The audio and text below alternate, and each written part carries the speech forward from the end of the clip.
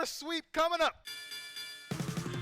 Big win for the Camelot Kings here, Dan. The Valkyries have done it not since week 2. It is the deicide for the Oni Warriors, and they have pulled this game back from the brink.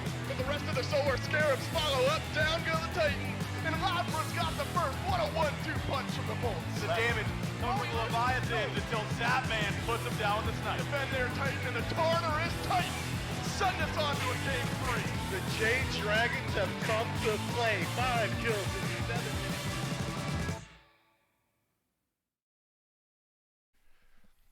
Happy Saturday, SMITE fans. You are watching Week 5 of Phase 3 of the SPL, and what an important week it is. It is the final regular week of Phase 3 before we get into group stage in a couple weeks' time. Of course, all of this and more powered by our friends over at Alienware. All of our pros playing on this awesome Alienware gear, and you as well can play on the awesome Alienware gear. If you go to smitegame.com/Alienware and then use code SMITEAW online, get yourself a nice discount. Also, follow Alienware on Twitter and Instagram at Alienware. All that and more, all available at smitegame.com/Alienware. So shout outs as always to our title sponsor here in Season 8, Alienware. Mifflin joins me on the desk to start off this weekend. And Miff, what a big weekend it is. Only Leviathans locked into the top 2. Still a lot of moving and shaking to be done. Some big games to look forward to. Any singular time where it just comes down to like the very last week of regular play just makes it so much fun, right? All these teams are going to be vying for a higher seed. Everyone trying to get into that top 2 spot, or at least make themselves appear to be a threat so that they don't get tossed into a lesser group. So no matter what, even if you're not in contention for top 2, everybody's going to be bringing out all the stops here. Well, don't take my word for it, Mifflin. Let's see all the big games that we have on our slate here this weekend. One of them, if not the biggest this weekend, is later this afternoon. Olympus Bolts versus Tartarus Titans will round out the day for us here on Saturday. We start off, though, with the Camelot Kings, a team who still has a chance into the top 2, requires a win over the Valkyries and then a whole lot of stuff out of their hands to go their way. But there is still a chance, as Jim Carrey would say. Jade Dragons versus the Oni Warriors will start us off on Sunday, and then the final game of Phase 3 in the regular phase prior to group stages will be the Atlantis Leviathans versus a sneaky good Solar Scarabs team. And why do I say sneaky good, Mifflin? Because the standings don't quite indicate how well the Scarabs have played in the first couple of games of the sets. Game 3s have tended to not go their way. I would argue that 1-5 doesn't necessarily do this team justice, that said. No, they could have very easily throughout this phase found at least 1 or 2 more wins. Right. I mean, they have taken just about every top team to a 3-game set, barring the Oni Warriors. That was one of the outstanding 2-0s that went their way. But I think the Solar Scarabs really are in a position now to play spoiler to just about anybody inside the league. I don't care if they're playing against the number 1 seed or the number 4 seed. They've got equal chances at finding a win. Well, the Camelot Kings, one of the teams that was at that 4 wins with the win over the Valkyries in that 5 wins conversation. And Miff, this has been a Kings team that has admittedly been a little tough, in my opinion, to pin down. All of their sets, except for one against the Solar Scarabs, of course, have gone only 2 games. They've either won at 2-0 or they've lost 2-0. They lose in the first set of the phase against the Leviathans, but then they beat the Jade Dragons and the Titans 2-0. What do you think about the brand of SMITE that the Camelot Kings are playing right now? You know, I was of like mind with you in that I wasn't quite sure what the Kings were doing well. I just knew that they were doing something well. Right, they were winning. So I reached out to some of these other teams, some of the coaches inside the league, and they said, look, the Kings, they just farm better than just about anyone else in the league right now. Their macro game is that good. They control the neutral camps. They're always on top of these greater scorpions. They split farm very efficiently. And generally when we talk about farm splitting within the SPL, what comes to mind is maybe the Leviathans and their ability to make sure that Shinto is always ahead. Panatom kind of just sitting in the wayside and waiting for Shinto to get some of that farm. I would argue that the Camelot Kings find that farm and still somehow aren't putting any singular one of their allies behind.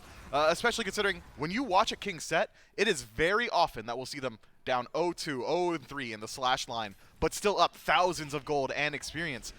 People just aren't farming well against them, or these guys just have something in their back pocket. If you bring up a couple of the Leviathans players, talk to me about one of their previous teammates, Netrioid, for the Camelot Kings here. How do you think he's been playing for this Kings team? Is he an X factor, somebody who needs to step up, or do you think he kind of has that Zapman ability? And there's no disrespect to Zapman, but you kind of play your role, right? And the rest of your team is able to win the game.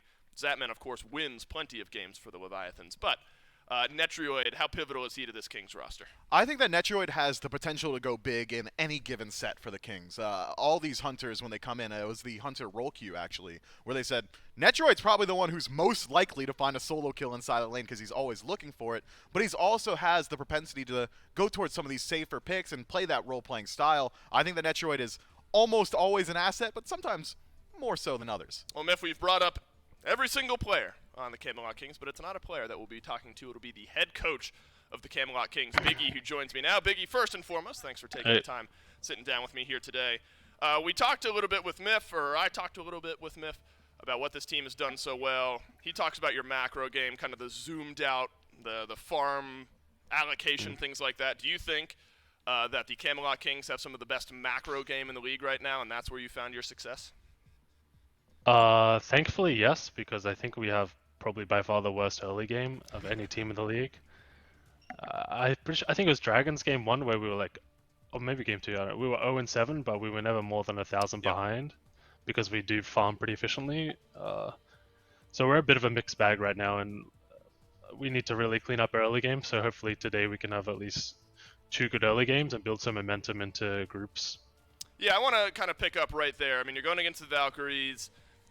Still an outside chance at top 2, requires a win and then some other matchups to kind of go your way later on. Would you say the pressure is off a little bit in a set like this and you can just iron out some of those mistakes?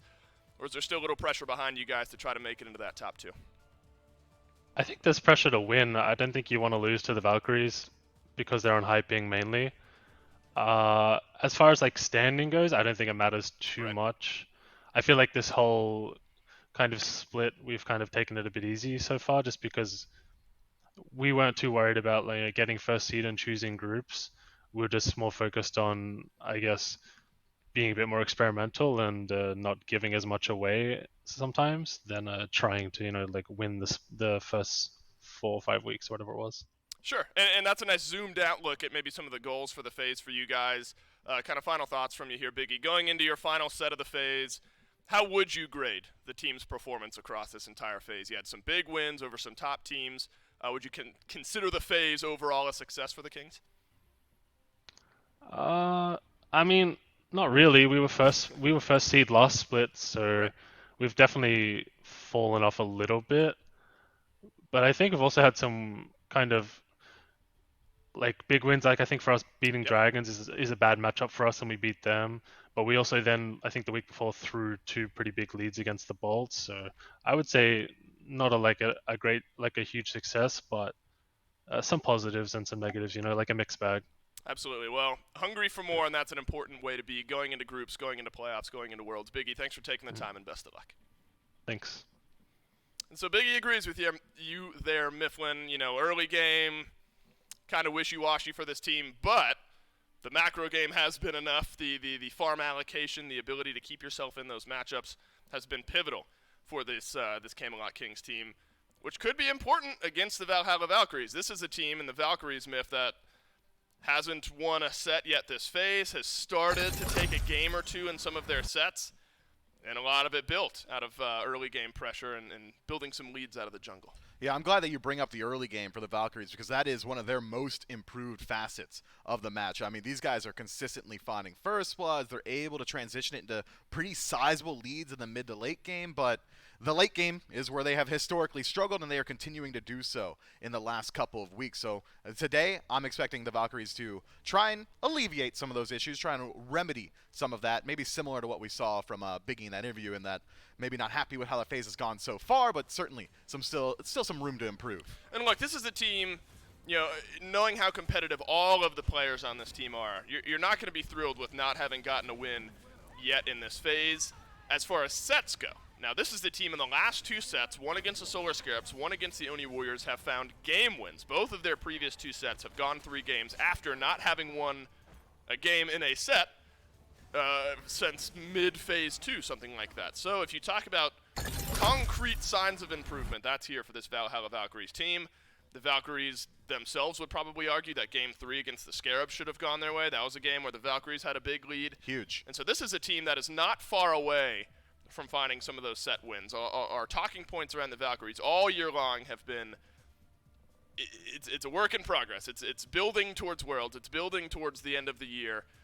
And at least in the last couple of sets, we have seen that out of the Valhalla Valkyries. And Myth, how important do you think then picks and bans becomes for this team? Because look, some of that success has been abandoning the tier list that the rest of the league has established and picking up picks that work for you, whether it's in the mid lane, over in jungle, things like that. The Valhalla Valkyries have found some success with more eclectic picks that maybe fit their playstyle a little better. Yeah, I think it is more so that the Valkyries have found some picks that they can play on their enhanced ping, to speak diplomatically. For the first couple of phases, they were trying to stay in line with what the rest of the SPL was doing and play those meta picks that are very hard to execute on when you're playing across the pond. And now recently, the Valhalla Valkyries have seen some success specifically out of gods like Chang'e through mid that are very easy to execute on, the large sweeping abilities, great mobility, good survivability as well. And now that the Valkyries have kind of established their own style more so, we're starting to see some parity with some of these other bottom teams within the league. I would have to imagine that the Solar Scarabs being on their astronomic climb, everyone has been saying these guys are looking a lot better because they have been. That may have put a fire under the Valkyries to find their own style, to start performing to that same level. And I'd argue in recent weeks, they're looking pretty good. They're looking, I would say, about as good as the Scarabs, and that's no small feat. It is not at all. The Chang'e myth that you bring up has been 2 out of the last 3 games for Zeros. Aphrodite was the third pick up there for Zeros. So as I bring that up, the segue into picks and bans for game number 1 is all that much more perfect for us here. The Camelot Kings versus the Valhalla Valkyries. Let's kick it off. Let's kick off week number 5 in the SPL. The Camelot Kings, Myth, not a team without some unique picks in their own right here as well. Big man Tings in the mid lane if you want to keep comparing apples to apples, and maybe that's an apt way of bringing it up. Discordia has been important here for BMT. It has been, and it's not a god that you can really feel too confident in banning out, which is why I'm excited to see how the Valkyries elect to address this, right? With the Kings and the Valkyries both having some more out of left field picks, some pocket picks, if you would. We could see picks and bans, or rather just bans, be a little bit more targeted here than we're used to seeing in the standard SPL matchups. But as it stands as of now, Valkyries banning out Ul, and Loki on the other side feels pretty standard. Loki maybe more so targeted, but even then, that god is just good. Yeah, Ul seems targeted at literally every hunter in the SPL, and maybe even some mid laners if you want to consider throwing Ul over in the mid lane. Loki as well, seen more ban priority, but up against Johnny and how well Johnny can play this pick, that does, Myth, I agree with you, just feel a little bit more targeted by the Camelot Kings here. Cerberus will follow that up. So, as you start to get down to these last couple of bans in that first wave of bans, that's when you have to start considering things for both teams really here, because Ducky, self-admittedly, has mentioned that Odin doesn't necessarily feel great on the enhanced ping if I'm going to keep things in that direction, but Ducky's been able to play the Odin in a couple of his last games played. Some of them have looked good, some of them have looked bad. The Camelot Kings will agree, so no Odin here for Ducky. And the Valkyries will take away the Geb as well. Geb has really started to become a mainstay in those first few bans, and I imagine that doesn't change here this weekend. I'm surprised to see Valkyries take away the Geb so early, considering it's one of Raffer's signature picks throughout the years. I mean, it is a very storied career on that god in particular, and now the Kings in a position to either ban out some of those new guardians, could be Sylvanas or Khepri, say, look, we're willing to take just one of them. Had they banned Sylvanas or Khepri, it is very likely that the Valkyries would have taken whatever was left and left the Kings down one on the tier list. So instead, it's the Morrigan band, last overall for the Kings, and the Valkyries say, okay, well, if both Guardians are going to stay available, we can shift our attention elsewhere, take the second best of the two, and instead lock in Ardio, which is a great bit of pressure early on for the Valkyries draft. Do you think that Ardio's in a spot, and maybe this is an important conversation now with Cthulhu on the other side, is Ardio in a spot where you can flex solo or support in your mind, or is it just so far and away better in one of those two roles that you're almost missing out if you send it the other way? I think that Ardio is much better in solo. I think there's a reason that everybody in the league has taken her there, except for PBM, who's taken her into the support role a couple of times, but she does certainly have that flex potential. You're very capable of performing on this god in the support role, and you're allowed to use her a little bit earlier on. Makes it easier to force these gold fury fights very early. The mid fights are going to sway in your favor slightly, but that means your Ardio isn't going to be nearly as tanky around that 18-minute mark as a solo lane Ardio would have been. Genetics has won his last couple of Sylvanas games that he's played, looking to go 3 for 3 with the Sylvanas lock-in here for the Camelot Kings in game number 1. And so already, the front line feeling staunch for the Camelot Kings. If you are looking purely at what people have been drafting, what the league has been prioritizing, Cthulhu and Sylvanas towards the forefront of that conversation. Ardio has been as well, so that's a big boon to the Valhalla Valkyries here. And Achilles has been interesting, Myth, because we have seen Achilles, but it's been out of support, you know, maybe once or twice. Still has seen some pressure over in the solo lane across the last couple of picks. Ratatosker will end up being the lock-in here. And so that maybe gets things interesting here. Between Ardio, Achilles, and Ratatosker, you're looking at support, jungle, and solo in no particular order, maybe here for the Valkyries. Well, Ratatosker jungle, I think, is probably the most confident I am in those three, and then Ardio and Achilles will flex one way or the other. I think that the Valkyries may have shown their hand a little bit with that hover pick, hovering on the Cabrakan before transitioning to this Ratatasker. Kind of makes me think this Achilles could be headed for the jungle, similar to what we've seen from Layers in matches of past. But I think you're right in that if I were to allocate the roles here, I might even toss Ardio in a solo, Achilles support, Ratatasker jungle, but I think the takeaway from the conversation that we've been having here is this Valkyries draft is very hard to lock down. Any singular one of these picks could go into any of those roles, and it wouldn't raise too many eyebrows, whereas on the other end, the Kings are not hiding their hand. They're not playing their cards close to their chest. The Cthulhu very likely headed for the solo lane. Sylvanas, Jingwei generally going to be your duo lane, and the Kings seems like they've got a draft that is going to be a little bit more so slated towards that late game. Jingwei for Netrioid has been, synonymous with one another. It feels like Netrioid has loved this pick over his career, has been kind of in and out of the meta depending on the direction that some of the builds go. You know, in the bow build time, more stim, as far as auto attack speed, gods came to the forefront. But Jingwei always feels like has her place just because of the ability, the defensive utility that a pick like that has.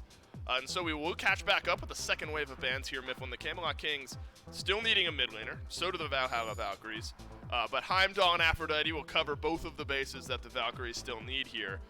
That does bring up Chang'e, I think. You know, that's something that Zeros has played pretty consistently over the last few matchups and still available here for the Valkyries if you think it could fit in with the rest of their draft. I think Chang'e fits very well here with what the Valkyries have got. You've already got decent team-wide sustain inside of the team fight thanks to Ardio. Achilles with some self-sustain, only going to be bolstered by what Chang'e is bringing. And one of the best assets that Chang'e has is the anti-heal within her kit. And up against the Sylvanas and the Cthulhu inside of these team fights is going to be very useful.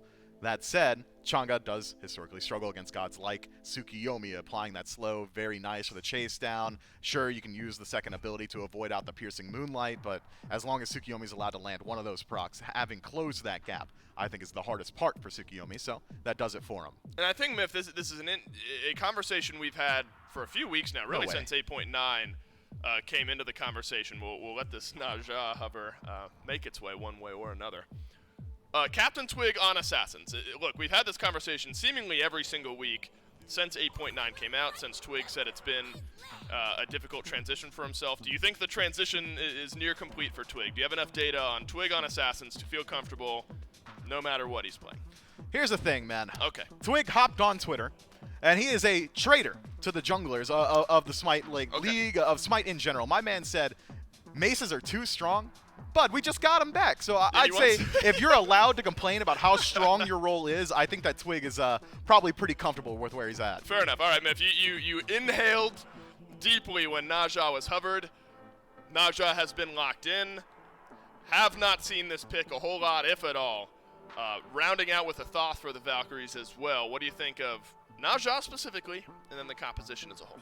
Naja on his own, not very good. The entirety of the draft. All right. Probably not so great either, man. I mean, if you don't have any great way to siege inside of this composition, your defense is completely reliant on this Thoth. I'd argue that the Valkyries were listening to that interview from the Camelot Kings and said, hey, if their early game's bad, we got to win there. And that's why they drafted. Yeah, but I've missed the important part of all of this, and that there's no traditional hunter locked in for the Valkyries. It's weird. I see Naja, I think jungle, but then there's Ratatosker, Achilles, Ardio. And that's maybe why, Miff, you're not thrilled with the rest of the draft that the Valkyries have brought up here. Does a duo lane jump out at you here? Does Naja maybe make his way on over to the left side of the map, the duo lane side of the map? I mean, Kings, they're not hiding anything. Valkyries, I guess, have a little bit of flexibility in their duo lane. They do. Any combination of the top 4 selection could head over into the duo lane. Watch Thoth is If gonna be I'm there. hedging my bet, I really hope it isn't. You really want that Thoth free farming in mid. If I'm hedging my bets, I might think it's like Ratatask or Achilles. That, in my mind, affords you the best kill potential inside of the lane. But I'm concerned, man. I've got great concerns for this draft. I think we might be looking at a crit Ratatasker game. How do the let's give some credence to it though. What does this draft do? Well, I mean, it looks to me like you're picking someone off, you're sending Final Judgment through the enemy team, and you're hoping you can win with enough damage. Yeah, you've got likely Naja inside the jungle, so Windfire Wheels into Final Judgment, great combo, could find picks very early on, try and slow down this Tiamat's farm. If your duo lane is able to establish pressure through aggression, kind of similar to how Set ADC operates, you could look for some early leads, some early invades, but your late game scaling is so whack here, man. I'm worried. I'm worried for the Valks. Sure. Well, look, the Valkyries have been out of the conversation of top 2 for a little while. They've won some games here as of late. Pressure is something we talked about on the waiting room a good bit. Pressure is just got to be off the Valkyries right now. Pressure to perform in groups, still there. Pressure in this specific matchup, knowing that nothing is going to change, maybe there's not much for the Valkyries. That said, remember, the Kings are a team that we've talked about a little bit, about having destiny in their hands. If the Kings want a chance at top 2, they've got to win this matchup against a unique Valkyries composition. Valkyries versus Kings, game number 1. It's J-Mac and Aggro. I think unique might be the best way to describe it. And dang. Now, obviously, they couldn't hear it. I don't know if you were able to pick it up, but I very lightly whispered double assassin duo lane. And it's what we get out of here, out of the Valhalla Valkyries. It's J-Mac and Aggro with Doug on the Spectator with a very interesting draft that the Valkyries have come out here in game number 1. It's the final week of play before we jump into the group stages. Hard matchup for them to really be able to get a big win here, especially up against the Camelot Kings. They've been looking real hot as of late. And I mean, just the top 3. I mean, even maybe ignoring the Jing Wei here, the top 3 out of the Camelot Kings is just a disgusting early one. You have Cthulhu and Sylvanas, who have just been running rampant amongst the scene the last couple of weeks. Yeah, it's just, I don't know, man. I mean, the way that Cthulhu has been such a big factor. And at the start of this draft, I was like, all right, the Valkyries, I think, have come in with a pretty good plan about what they're going to do in this situation. Now they're looking for to go in right away. For a very aggressive start here between these assassins, Emma will take about half of his health and damage. Raffer, he'll be able to sit comfortably by, and this is one of the problems you're going to see with a double assassin lane is you really just don't get a step up to lane. No, you don't get to clear at all. So I really like the idea of going Achilles up against Cthulhu, because Cthulhu is really hard to kill when he ults. So instead of having to do 100% of his health bar, you can do a smaller percentage, 65, whatever it is. That's good. So we got that first part down, and it's like, all right, we only have to get him to 70% health, or 30% health. We only have to do 70% of his health bar. Who's going to do it? And that's where we lost him, because I don't see who's going to do it here for the Valkyries. I mean, hunters are usually what is best against Cthulhu. Those chin-size builds are critical in trying to take him down. And for whatever reason, the Valkyries have gone with a different look. Now, I don't think that their composition can't work. But I think up against the Cthulhu, they drafted what I like against it, and then didn't do the other half of the homework. Do you think, speaking of critical, do you think maybe we see the critical strike chance on the dash Acorn coming out of Emily too, so maybe he can get some sneaky early damage? I know it's definitely probably not the best of the 4 Acorns to go, but I mean, you're already going for this kind of out there, you know, out of left field comp. Maybe you do go for something a little bit crazy. Yeah, it's possible. I mean, they drafted this comp, so anything is possible as far as I'm concerned. But I think Crit Acorn is pretty far behind the Stun Acorn as far as what is best for your options. But, you know, the Valkyries don't need much setup. They've got a lot of CC. So, you know, if you don't want that consistency necessarily that the Stun Acorn provides, then maybe it can work.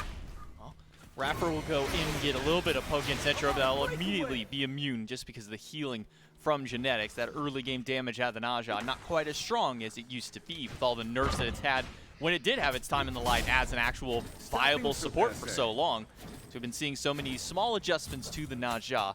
In mid lane, it's just been Zeros and Big Man Tings to kind of free farm. Johnny and Twig standing by to try and take these camps from each other. A nice little pull from Genetics. Hits Raffer. He'll get rooted in place. Nitroid puts a nice little win down, and that might just be enough. But Genetics, he's got the basics under the tower. That'll take him out. I thought Raffer might be able to live because the mobility from that Naja. And with that persistent Gus missing, I thought that he was going to get out. But Sylvanas damage really good in the early game and in the mid game. And kind of in the late game, too, when it comes to the ultimate. So that's something that he's bringing to the table. And Genetics just so on point with these pulls. Have to remind myself constantly that this guy is doing it on EU ping with one of the hardest abilities to land. So very impressed, as per usual, Genetics on the Sylvanas. A very early Lotus Crown rush. We've been seeing this time after time for this god specifically. Seen a couple of other supports kind of pull this item out, and then the Aphrodite mid, we've even seen the Lotus Crown pop through. Just such a good item. Such great early base stats from it. I mean, you get 30 power, doesn't sound like a whole lot, then you get 60 physical procs. I mean, who's going to kill you when you got 60 phys procs this early in the game? It's tough, and then you've got the procs from Wisps as well, so you become awfully tanky really quickly. Very hard to deal with for Sylvanas for sure. You know, I just keep thinking about this composition and how it's laid out, and the Kings nearly by accident picked the perfect hunter to go up against it. Jingwei is so easy to survive on. I feel like the Valkyries maybe came in with the plan, like, yeah, we're going to try and kill him in duo. Raffer gets pulled in. Twig will put some damage against him. Nitroid is here, and Raffer's surrounded by 4. No way that he's making it out of there. It's big man Tings who gets the final shot to put him down. Kings up 2-0 on the board, but it's not just 2 in kills. Nearly 1,500 gold they've been able to amass for themselves so far in this early game. And it isn't crit Acorn for Emilito, it's the stun Acorn, so the more typical build for the Ratatosker for sure. Yeah, I mean, the game plan is, yeah, we're going to kill him in duo, we're going to cheese him there. Oh, they picked Jingwei. Let's do it anyways. You know, that just makes very little sense to me. I think that they maybe got a little stubborn with what their game plan was going to be, and the Kings just happened to stumble into a really good counter, and the Valkyries didn't look like they adjusted. But maybe it isn't, you know, that's me going in the direction of the assumption that they were planning on trying to have a kill lane in duo, and maybe they aren't worried about their duo pressure whatsoever, and instead they're trying to worry more about the team play.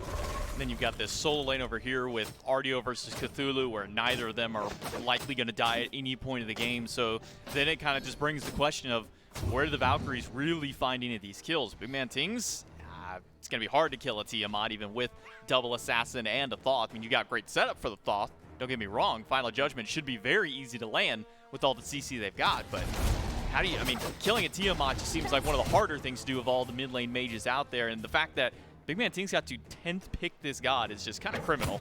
Yeah, very, very late in the draft, and again, very good up against what the Valkyries are planning on doing. Raffer might be down here again. Captain Twig goes in with the ultimate, and that'll be more than enough damage. The ult from Genetics just to help him out. Johnny down to half health. Emil misses the stun in the back line. Captain Twig is fine, but Johnny is not. He'll have to walk away. Emil uses his blink to get a little bit of distance away from the assassin. Captain Twig, he's willing to give that one up. Emilito will just run around thinking he's still being chased, but everyone's just given up. Yeah, no one's going to be able to catch him. It's the right call from the Kings to let him go, at least for the time being, but I thought maybe Tings could have collapsed from this position. They probably don't have the perfect timer on Emilito's ultimate, and just assuming that full HP Rat, they're not going to be able to burst him. And ML does a good job of going north, making sure that the Kings are going to have to expend a lot in order to catch him, or let him go, and then he ends up with a good invade. Captain Twig, no ultimate, gets stunned out and taken out. Zeros with some good damage from the hieroglyphic shots in the back line, plus some nice setup from Johnny, able to help them get that. But immediately with that speed buff invade, Genetics Nitroid take purple, and they try and take the red, and they will be successful in stealing that one away. So 2 buffs stripped away for 1, but also losing Captain Twig in the process of it means the Kings lose a little bit out on there, but they're still up in gold, about 1,300 to their name. Experience widely even across the board, about 1,000 the Kings have in favor, and that's pretty much just in that support role. Captain Twig falling a little bit behind just because of the invade and now that death. Really thinking that the Valkyries should be looking to just hunt Twig now. No beads for 70. You've got a winning matchup in the jungle all of a sudden because Johnny's a little bit ahead. Maybe can try and bully him out that way because you're looking at win conditions for the Valkyries. And obviously it's zeros and protecting him and letting him get to his late game.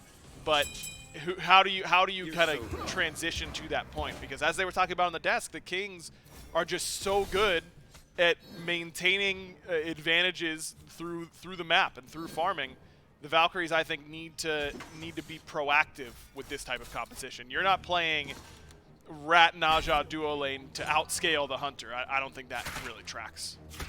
Zeros, he'll eat some damage from the Lizards. Netroid will drop the Gust. That'll be enough to disrupt Emilitu, and Emilitu's not really looking too good on the farm game, but he's got some backup. Netroid used the airstrike, and that's enough damage to kill. I didn't think that was going to be enough to take down the health bar, but now he's got to deal with the other two. Johnny goes in with the ultimate, misses to have the stun. Off the mark, he'll drop the Gust, but won't walk into it. Instead, it'll be Rapper pick him up and take him to the skies. He should be dead on landing from Johnny, and the help of the minion should be enough, but Netroid is buying so much time. Yeah, he's still going to fall, Johnny, with that shield through the wall. Will claim it. That was a really well-timed ultimate by Raph. As it looks like Twig does secure it, but Zero's looking for the solo kill.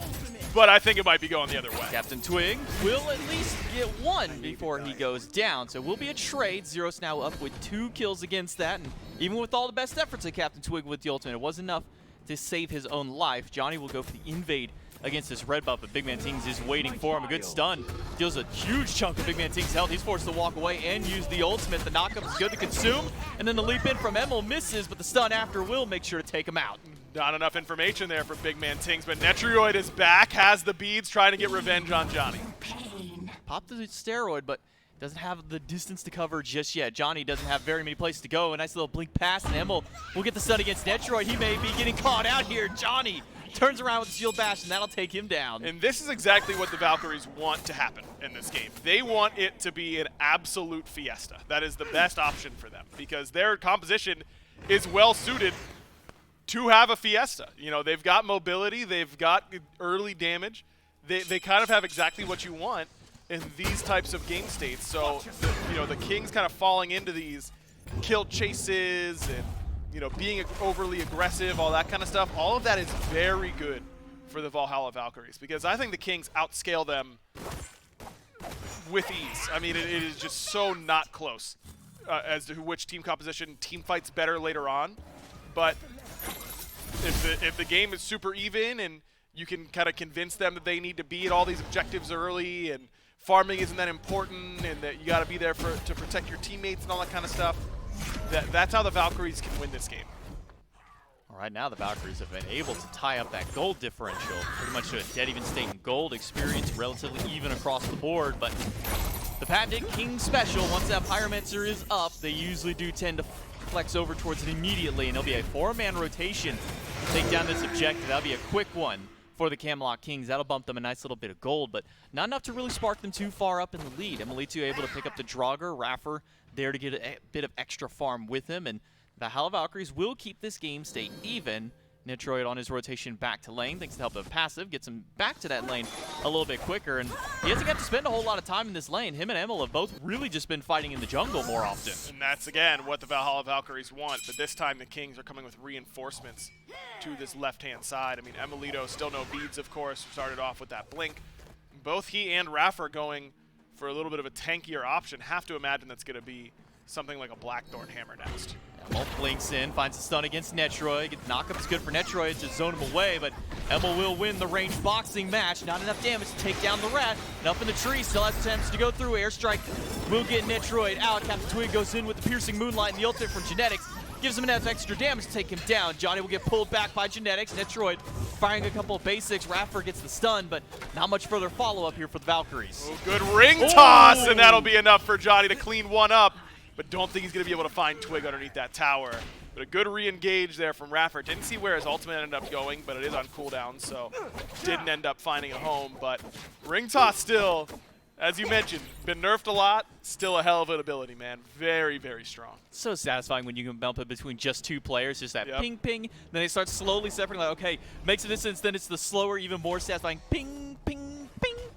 Just a great ability, always fun. It's one of my favorite abilities in the game. I'm not going to lie. It's so satisfying to hit. Does a decent amount of damage in the early game, especially if you can get those bounces in. Able to set up a good kill here for Raffer and Johnny to at least get something in that duo lane. That way they don't go totally in vain. It will be a double Blackthorn Hammer out of the Assassins that you were hinting at earlier. Both Raffer and Emilito have picked those up for their second items. Definitely just a clean stat stick for both of them, and certainly Emilito needs the help. You've seen him try and take these boxing matchups up against Netrioid, and Netrioid really has won them very easily every time. And now he's got Aussie, so it's going to be that much easier for him to do so. Not a big power spike necessarily in terms of literal physical power, but the attack speed, the flat pen, the lifesteal, all going to be very helpful in the 1v1. This is one of the first games in a while where we truly just ignored the solo lane entirely. I mean, Ducky and Variety haven't been a part of any of the action. We saw Variety rotate earlier when Emil stole the speed buff, but outside of that, we've seen absolutely nothing out of these solo laners. They've just been left to do their own little free farming here on their own solo island, which is kind of a bit of a throwback how it used to be, but more recently we have at least seen Solo try and make some early waves, whether it be trying to make early rotations towards objectives, but outside of that, just been those two just chilling. I think that favors the Cthulhu pretty heavily. I mean, RDO definitely strong. Captain Twig links in aggressively, gets the beads from Zeros and well over half his health, and Genetics lost half his on the backside of the fight. Piercing Moonlight is enough to take down Zeros, a solo kill for Captain Twig. Genetics will find him a lead to, both of them down to half health. Heavenly Sprint popped up by Genetics and a blink from Emil to try and separate them from each other. Big Man Tings will still hunt him down, but the other two are more focused on heading towards this Gold Fury, maybe even towards helping Twig. Now Variety has rotated over. Raffer not able to get that kill on his own. Johnny could go for an execute of his own, will dash in, but miss the damage of the dash. Variety up in the ultimate. Twig will be able to juke out the Fatal Strike. Johnny misses that ultimate and may pay with his life. The knockup from Variety is enough damage. That is brutal for the Valkyries. And now Raffer's in a bad spot, but Ducky has rotated. And that little bit of sustain, probably enough to get a support out. Root's good to hold him in place. Genetics has a little bit of healing, not enough though. Ducky able to pick him up thanks to the help of the Thorns, but now Raffer is caught out. The slow from the Minotaur is enough, and Variety and Big Man Tings take down Raffer to make a nice 2-for-1 trade there for the Kings. Ducky's probably like, all right, you know, I rotated over, I killed Genetics. Raffer, I saved you. You didn't leave. Unfortunate, I suppose. Definitely a mistake from Raffer to stick around. Ducky was obviously very safe, and Raffer just decides to go back in. But despite the 4 deaths for Raffer, he is ahead of Genetics by a good amount, up 2 levels right now in support. Up in that actually down in net worth, so not as much gold, but a lot more experience for the Valhalla Valkyrie support. Probably coming from that difference of benevolence versus the Sentinels. One thing that we did see a lot of the assassin supports when that was kind of, you know, the meta, the Serket Fenrir Naja wave back, what was that, like season 6 or something like that, that we saw that really be super prominent, was the Lonos mask was always coupled along with them to give them the extra protection. Usually it was a little bit later in the build, if I recall, that it was built here, but Raffer going for it immediately after that Blackthorn Hammer, just get that extra little bit of tankiness online. Well, he does have some room to spare with it because he's now level 12 versus Genetics, able to go back, pick up a Cursed Ankh for his second relic, and it's going to be needed against a team like this. I mean, plenty of sustain for the Camelot Kings. The Sylvanas definitely the primary one, but you've got Cthulhu in the team fights as well. Having that anti-heal for him is going to be pretty important. So I like that option. Troy gets caught out. The stun is good, but not enough to hold him where he can't at least use that agility immediately afterwards. So he gets back to safety. Raffer will take a little bit of poke here, but mostly it's just the Kings coming over to this lane. They'll bail out Metroid, make sure that he's safe, and make sure that he gets his buff yet again. Level 14 on the Ratatosker. Metroid and Twig backing. A little ward will catch them out to know that they're going back to base. I thought Emil might have gone for their reinitiation after seeing that Twig had left Metroid all on his own, but Genetics is here and just standing by. Gold Fury, started up by the Valks. Genetics stunned again, and stunned again, but still has his ultimate and the heal. Knockup is good. Variety is here to make sure he's got some way of being bailed out. So all that CC chain, not enough. And look at the physical defense that Genetics built up there. That Sovereignty helping him out. Gold Fury now down to half health. Raffer is here, wants to go for the steal. Emma on the backside. It's 1-0 by Raffer. Picks up Genetics. He's not doing a whole lot of damage, but it's what's on the follow-up for him afterwards. Not a whole lot. It's Emil is the one taking all the damage. Genetics gets another pull against Raffer. Pulls him right back into the midst of everybody. It's Netroid who grabs one. Variety picks up Emil, but Zeros at least able to turn around and pick up Captain Twig. Nice ultimate from Zeros, and Ducky is here, full HP. He's the lone hope for the Valkyries in stopping this Gold Fury. Netroid will dash in aggressively against Ducky. Push this RDO back. Gold Fury under half health. They're not taking it down very quickly, but now with Big Man Tings here, that might be the damage that they need to try and sustain and kill this RDO or kill this objective. It looks like they want to kill the RDO over the objective. They'll at least push him away, and Kings are able to grab the Gold Fury. Really good balance there from the Kings. I mean, they know that they can't get it too low. They don't have great secure. They want to keep Ducky there. Maybe we can get him to int for this. But good decision by Ducky to eventually just leave, waste their time, but ultimately it is the Kings who get it. And just way too much of a focus onto this Sylvanas from the Valkyries. I mean, my man's has Lotus Crown and Sovereignty. He takes no damage from these physical assassins. Very little pen from Raffer and Emilito. Good amount of flat pen from Johnny, but no percent pen yet. And I don't think he had Brawlers done. So you had no anti-heal on him except for the Ankh. And you just got the prot shred from Flurry and from Ring Toss. That's not going to be enough in that situation. The Valkyries just dump it all into the Sylvanas, and Genetics goes sweet. Oh, by the way, get back here. After you've used everything, we're going to kill you for it. Just that. Even with the Gold Fury, Pyromancer had respawn, and that's a quick, easy call for the Kings to take that objective off the map. So that's their second Pyromancer, their first Gold Fury. Gold 3,000 in favor of the Camelot Kings. Experience slightly teetering over towards the Valkyries. A lot of that coming from the support. Able to get a nice little lead. Even Johnny is able to he's able to stay above Captain Twig in the farm department. We did see a speed buff invade earlier because they took so long at that Gold Fury. Johnny did rotate up to the top side of the map and steal another speed away from Captain Twig. Never feels good losing the speed, but not the end of the world here for Captain Twig. He'll at least catch himself back up. 3-3-3 on this Tsukuyomi up against Johnny on the 3-1-3 Achilles. Been looking good here in the jungle. Might want to try and get something against Netroid. Maybe at least just get that tier 1 tower. Netroid down to half, has to use the airstrike. There's immediately the tree from Milici. Thought maybe he would go aggressive, but as soon as he hops up, sees that there are 4 Kings in the area, and thought he was going to fully back away, but he goes back in at least to get the wave. Yeah, I like the idea there from Emilito. I mean, really good damage on a Netroid. Johnny just wasn't on the same page as him with whether or not they were both going to blink engage, decide against it, which is fine. I mean, Netroid plays it well, doesn't overreact, doesn't have to use the beads, just calmly airstrikes away. Next, just off the mark from that pull against Johnny, who just ticks over to level 18. He'll make sure Zeros can get that red buff. Zero's been doing some decent long-range artillery damage. That's what you always want from this Thoth. Very safe in that regard. Outside of that, it's mostly just been Zeros fighting Captain Twig over anything. It seems every time I see Zeros, Captain Twig is basically standing right there at his heels. You might see that again here in the mid lane. Caltrops dropped right in the tower, and that might be a nice and easy tier 1 tower for the Kings to pick up. As they've rotated 4 towards this mid lane, they'll grab it. Zeros, I mean, it's a tough matchup for Thoth because the Piercing Moonlight is long enough to catch you after you use your long-range dash. So Zeros has to Aegis those shots from Piercing Moonlight. And it's not an easy Aegis, but when you think about, like, all right, I'm 1v1ing this Tsukuyomi, I just have to make sure I'm Aegising the ult, and you're mentally preparing for that, it's not that difficult to do. So I really think as long as Zeros, just keeps his distance, obviously, from the Tsukuyomi, the blink from Captain Twig is smart. Most of the time you don't see blink on Tsukuyomi, it's Aegis instead.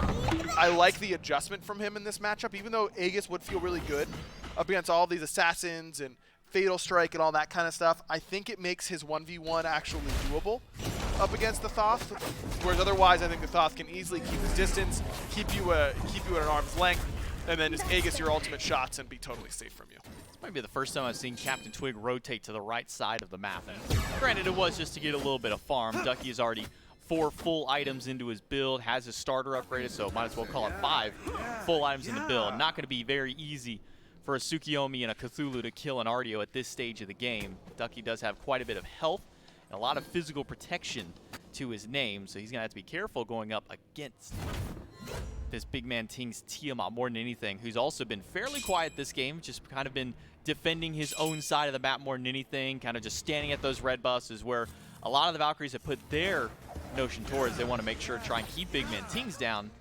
Big man Tings does hit level 20. He'll be nearly 5 full items of Obsidian Shard. The next item up for him to finish. Very excited to see how the Valkyries plan to take down Variety now that he's nearly full build, because I'm not sure that they can. We're gonna have to wait and see. I just don't see a world where they can actually kill this Cthulhu. 2 rotate over left to try and help out Netroid, but they leave the Fire Giant open. Variety spots it out. He'll go in Descent to the Madness immediately. 3 in the pit, but Variety is concerned about the carry instead. Zeros is zoned away. Fire Giant still being burnt down, but now Johnny has to leave the pit. Rapper and Ducky don't have the damage.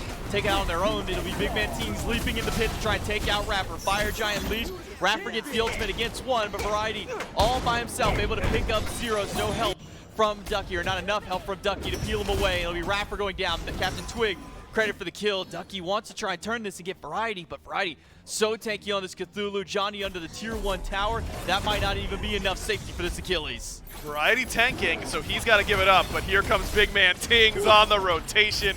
See ya later. No shot for the Valkyries to get away from that one. Ducky the only one able to limp away, and I like the idea from the Valkyries, a sneaky call on that Fire Giant, but your DPS on that objective is just so low with this composition that you don't put enough threat on it. Variety, just such a smart veteran move, says forget the FG, I only have to worry about this dude, and he's able to easily 1v1 zeros. Be a Fire Giant for the Camelot Kings off a 4 for, I think it was a 4 for 0 trade. Yep, 4 for 0 trade, because everybody has that Fire Giant buff for the Camelot Kings, Valhalla Valkyries. Again, a strong attempt by it, but when Emilitu, who's probably your highest DPS on the board, is on the other side of the map trying to keep the carry busy, not going to be able to burn that objective down too much. 6,500 gold, 4,000 experience that the Camelot Kings have up over the Valks. Variety all by himself on this left side. Ducky and Emil will put a little bit of poke up against him, but he's not too worried. He'll be able to dash away and get back to safety. But 3 towers still left standing, all tier 2s for the Valkyries to defend, but it's going to be hard for them to really defend up against it. Pretty much their only clear really does just come from zeros on this thought. And he's got very good clear, but it's also very susceptible to being blinked on whenever you're clearing. So I expect Variety to, or Twig to go in. That's going to be on the rest of the Valkyries to keep those guys in combat to allow zeros to easily clear these waves. But Oni Fury can be problematic. I don't know if at this point in the game that zeros will one-shot these waves with Hieroglyphic Assault. That is what he really needs to have happen, and I don't know if he has enough damage. Twig will hunt down zeros, or at least force him to the right side of the map so the rest of his team can just waltz right down mid and take the tier 2. So that's one of the 3 remaining towers taken off the map, and with the sprint they'll make their way right into the Phoenix, and they've already got it down well under half health. Mid lane Phoenix, without any contest from the Valkyries, goes down. Camelot Kings with a nice little bit of objective play.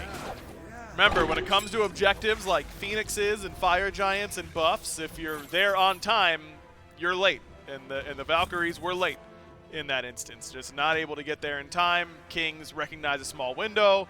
Genetics with a good sprint pop. Well, it's going to be a blink goal. It's Twig versus Johnny. Johnny has the health advantage over Captain Twig, but they're keeping him busy. Emilitu up on the tree will crash down, but a blink from Twig will get him out of danger. Netroid now in the middle of the fire. He's got to use the airstrike to get right back out. Ducky will surge forward and get some damage up against Genetics, but Variety is here to zone the bear away and to zone the support. Rapper's ult down, Emil and Zeros both with ultimates down. Captain Twig will eat some big poke, but now it's Descent into Madness of Variety chasing down the mid laner, and Zeros has nowhere to go, has to use the beads just to get away from the knockup, but the damage from the assassin, the damage from the soul laner are just too much. Zeros with nowhere to go falls to Twig. That's a cute little interaction there between Cthulhu and Tsukiyomi, because you need to use the audio cue in order to know that you need to Aegis the Piercing Moonlight, but Cthulhu's just loud. Like, there's just a lot going on whenever he's descending into madness. And normally people who are descending into madness aren't very quiet, so thematically I think it makes sense, but it made it very hard for Zeros to know that ultimate was coming. Couldn't use his Aegis in time. Ducky, he'll be the only one to defend against the left side Phoenix. Rapper just now showing up. And Netroid will pick up Emilitu all by himself on the back side of the fight. Not sure what Emil was doing all the way back there, but it's going to be a Phoenix going down. Valhalla Valkyries now have only 1 member left alive to defend against the base, and I don't think that Ducky has the damage or the defense to do so. He can't even make it back to his own fountain in time, just barely squeaks in there, but the Titan exposed. That'll be an easy game 1 here for the Kings to take. Yeah, that's look. I mean, this composition from the Valkyries, always willing to try and look at something new, but as soon as that Jingwei gets locked in, I feel like they had to pivot, and they just did not. They were stubborn in what they wanted to be doing. It felt like that composition really required the Kings to, like, heavily mess up the early game for the Valkyries to have any chance. We saw some fight there from the Valkyries in the mid stage. They were able to push him back at a little bit of a golden experience lead, but when it comes down to the objectives, I mean, Kings just had all the objective shred in the world. There was not much that the Valkyries were able to do to them. And they just could never out-team fight them because they've got a Cthulhu that no one can kill. So an experimentation from the Valkyries that did not go very well. The Camelot Kings will take game number 1. We're going to go to a quick break, and then we'll come back to the desk right after. But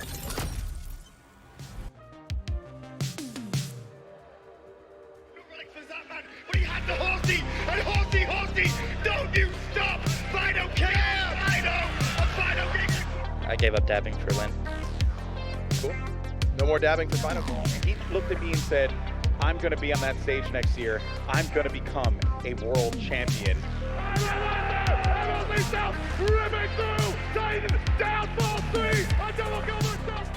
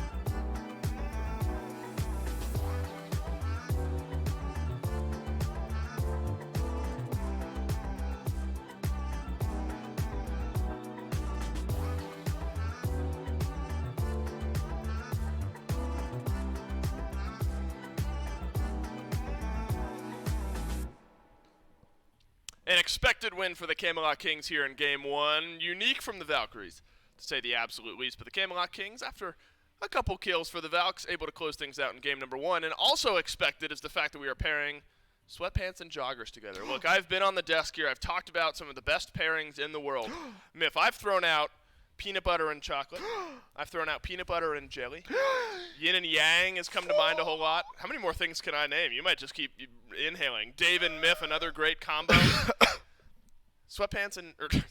Joggers and mouse pads is the next big thing, and all of it is available to you at shop.smiteproleague.com. Of course, furnished by our friends at the Insight Apparel Company. All 8 teams in the league all have a pair of joggers and a mouse pad that you can purchase, not required to be purchased together. However, for reasons that I've stated and more, buying them together tends to reap you the highest benefit. You can play games while being comfortable, and that's what's most important.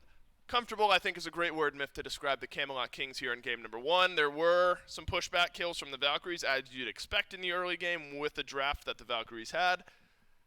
But it just took a little bit of scaling and a little bit of late-game fighting for the Kings to close it out. Yeah, the second it stopped being a clown fiesta, the Camelot Kings won. I mean, that's the honest truth of it. Fair enough. The early game was highly contentious because I would argue that there wasn't necessarily an actual laning phase. There was a lot of fighting inside of enemies' red buffs or in these back camps, and that really was where this Valhalla Valkyries draft flourished. But the second it came down to an actual team fight around an objective, the Camelot Kings kind of controlled this one here. Feels like to me the Valhalla Valkyries were trying to maybe hide some strategies going into the group stages. But, well, the Camelot Kings, if you're going to hide strategies against them, you're going to make it quick. What kind of game do you need if you're the Valkyries to win something like this? I mean, do you really just have to steamroll the early game? Like, you know, it's back and forth in the early, and that gave the Kings at least an even game to work with by the time scaling time rolled around. I mean, if you're going to win with a composition like this, if you're the Valkyries, do you just have to far and away win the early game? Yeah, this is the type of composition that I would say in a casual, you have to mechanics diff your opposition, right? Like every single member of the Valkyries need to be like finding solo kills in the lane, going for early objectives. It really was a either we snowball or we melt type composition. You weren't thrilled with the Naja pick regardless of where it went. Did not look great for Raffer here at 0-7. Oh, wow. Hard to put a lot of stock in these KDAs after game number 1. You know, as we've mentioned, a little back and forth in the early, but the Camelot Kings with an actual SPL caliber composition able to take game number 1.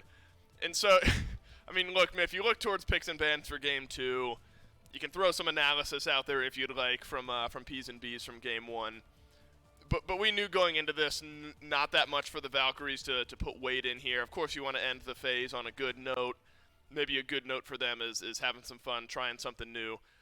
But important implications from this. Remember, if the Kings were able to win this, they're still in contention for those top 2 spots, especially if it's a 2-0. Makes their lives a little bit easier as far as the wins and the losses that need to happen with those other teams. So 1 win away from the Kings from doing their part in their journey into the top 2. But the Valhalla Valkyries, Miff, I think will show us what they're feeling in P's and B's for game number 2. I don't know. It's hard to break down. Games like that.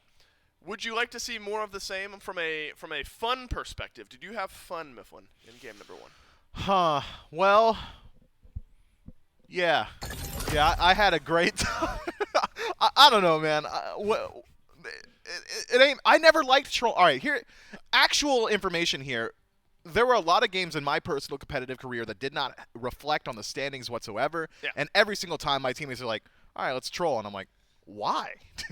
I'm already playing a video game. Why am I going to play myself, you know? Yeah, that's fair. Yeah, all right. No, that tracks. I was trying to poke some holes in that, but that's surprisingly very insightful from you, Mifflin. Never one to let off the gas as far as competitive nature goes, whether that's in casting, back in the green room. Your work ethic has always been at the absolute peak of its game, and that's why God, I hope Stu's listening, man. That's awesome. No, he is. Yeah, keep talking. I'm sure he is, and if not, it'll find its way on up the grapevine. Clip it and ship it, chat. You know what, Miff? What's that? You should be in charge of the entire team. You think so? I think so. I think I could do it. You think you could lead the entire caster. Well, it doesn't matter what I think. You said that you think I could, and That's true, actually. You I trust poked a hole in my own argument. I was trying to bait you into convincing me that you could do it, and you said no. You already convinced yourself. P's and B's for game 2. Let's see if the draft from the Valkyries cleans up a little bit, if the Camelot Kings stick in their ways. Lots of questions and more to be answered here in P's and B's for game 2. Mifflin in charge of the caster team, I doubt is one that we get answered here.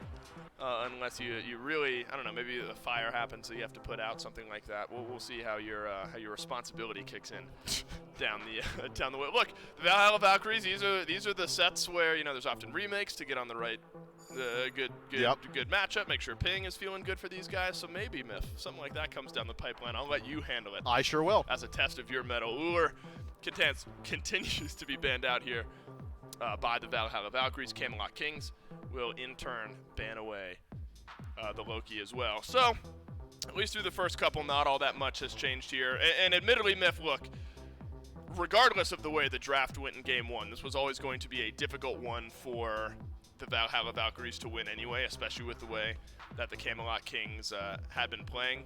And so, maybe we stick with some of the good bans here against the Kings. We don't want Sylvanas to make its way through. We don't want the Uller to make its way through. And I wonder if we're going to start seeing more of this, Miff. It feels like Sylvanas has kind of been that first support to get let through, has seen a lot of bans, but right there on that edge. I imagine against some of the top supports in the league, it's worthwhile doing what the Valkyries did here, and you just take them off the table. I've seen a lot of Sylvanas in ranked going for like that Spear of Desolation style of build. Like you go pull purely Guardian, and then you pull like a Spear of Desolation like 4th item because you're already pretty tanky at that point. And with the minor rework towards his first ability, your pull is like on a 2-second cooldown essentially. You're ulting like at least twice per team fight. I think Sylvanas might be my personal favorite of the 3 Guardians that have come to the forefront: Geb, Sylvanas, and Khepri. And it makes sense to me that the Valkyries don't want King's support, one of his best picks, sliding through here. So Cthulhu can be banned out as well. So we've seen some slight adaptations in the P's and B's so far. Maybe telling us a story that the Valkyries are trying to take this one a little bit more seriously, maybe a little bit more standard in the composition this time around. But I don't know why I put myself out there. We'll see it here. The Valkyries bans in game 1 were Ul, Cerberus, and Geb. So nothing to raise the eyebrow at there. We will see here, Mifflin. At least in the first 3, remember, we were in a realm of normalcy with the Ardio, the Achilles, the Ratatoskr. It was a little interesting, but still something where like, all right, Ardio or Achilles could go solo or support from what we've seen the other players in the league pick. And then the Naja and then the Thoth kind of threw us for a loop there down the stretch. And so the Valhalla Valkyries back in that first pick slot. Ardio is still available to this Valkyries team. Odin not available. That's usually what I think of. This Valkyries team has loved getting Ducky on his comfortable picks in with that first pick spot. Cthulhu, I think, an important ban here, Miff, because that was the answer to the Ardio first pick. Cthulhu was then that answered pick. Oh. Captain Twig is thrilled. And I am nervous. I'm concerned. I am nervous for the Valkyries. That was an emphatic cheer from Twig that the Ardio ends up getting picked. Now, there's 2 schools of thought here, Miff. Please. One, Twig just called it and said, I think they're going to pick Ardio, and that's why he's so happy. What a crazy guess. Alternatively, he's thrilled because they have a composition in mind that is going to just run over the Ardio.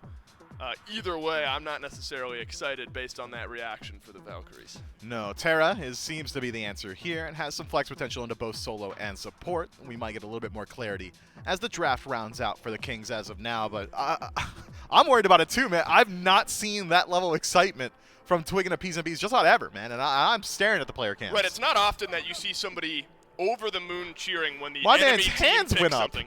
Right, it's not often like an Ardio gets picked and you're excited to Woo, play against Ardio! it. Camelot Kings, whether it's a guess from Twig or a composition built to beat the Ardio, the Kings apparently happy with the way that the draft has gone so far. Raijin, a great pick here out of the mid lane, Miff. Big Man Ting's got Tiamat way late in the draft, literally last pick in the draft in game 1. And BMT will get back-to-back great mid lane picks here. Raijin to round out the top 2 for the Camelot Kings. Ratatoskr, though, sticks around, Miff. And if we're on track for a run back, it'll be an Achilles here for the Valkyries.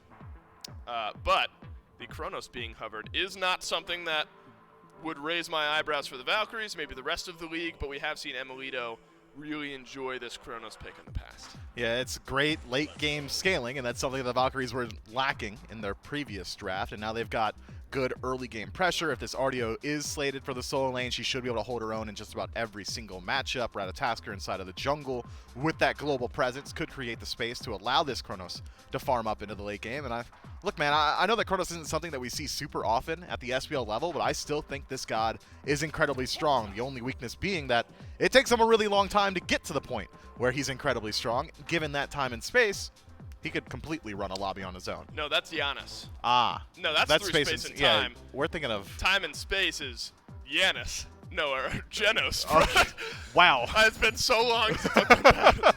Genos is...